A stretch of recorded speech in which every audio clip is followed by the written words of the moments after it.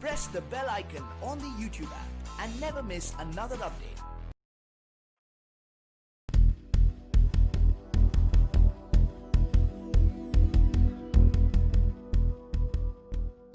Telecom operator Bharti Airtel ने एक बयान में कहा है कि दूरसंचार सेवा दरों में बढ़ोतरी तय है और बस सवाल यह है कि ऐसा कब होता है। कंपनी ने कहा कि टिकाऊ कारोबार के लिए प्रति उपभोक्ता औसत मासिक राजस्व यानी कि ARPU को भी बढ़ाकर 200 रुपये और बाद में 300 रुपये किया जाना आवश्यक है। एयरटेल के मुख्य कार्यकारी अधिकारी गोपाल वित्तल ने पहली तिमाही के परिणाम के बाद शेयर धारकों को संबोधित करते हुए कहा कि 5G स्पेक्ट्रम के लिए रिजर्व्ड प्राइस काफी अधिक है। यह प्राइस कारोबार को समर्थन करने वाला नहीं है। उन्होंने कहा कि 5G परिस्थिति अभी शुरुआती स्तर पर है और इसकी शुरुआत होने में अभी कई साल का विलंब है। वित्तल ने कहा कि 5G पर मौलिक मुद्दा यह है कि 100 मेगाहर्ट्ज के लिए 50,000 रुपये के स्पेक्ट्रम की लागत किसी भी तरह से व्यवसाय मॉडल के काम करने से परे है। स्पेक्ट्रम की लागत में कमी लाने की जरूरत है और परिस्थितिकी तंत्र को विकसित करने की आवश्यकता है। उन्होंने ये भी कहा कि डिवाइस की कीमतें अभी भी 5G के लिए काफी अधिक है और समय के हिसाब से ये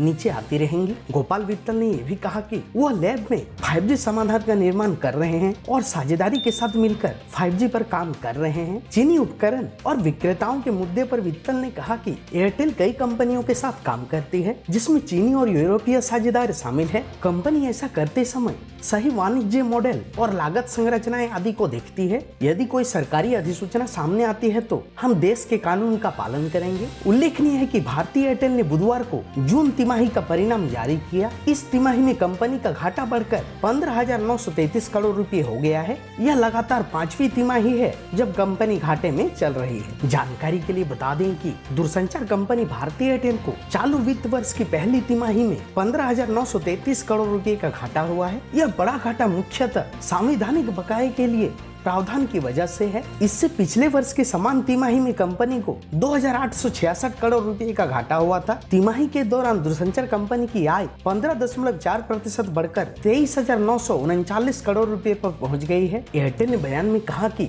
आकस्मिक खर्च को हटा दिया जाए तो इसे पहले तिमाही में 436 करोड़ रुपए का एकीकृत शुद्ध घाटा हुआ है, यानी कि इस तिमाही में कंपनी का कुल घाटा 15,933 करोड़ रुपए है। Telecom News की report. For the latest telecom news, subscribe to this channel now.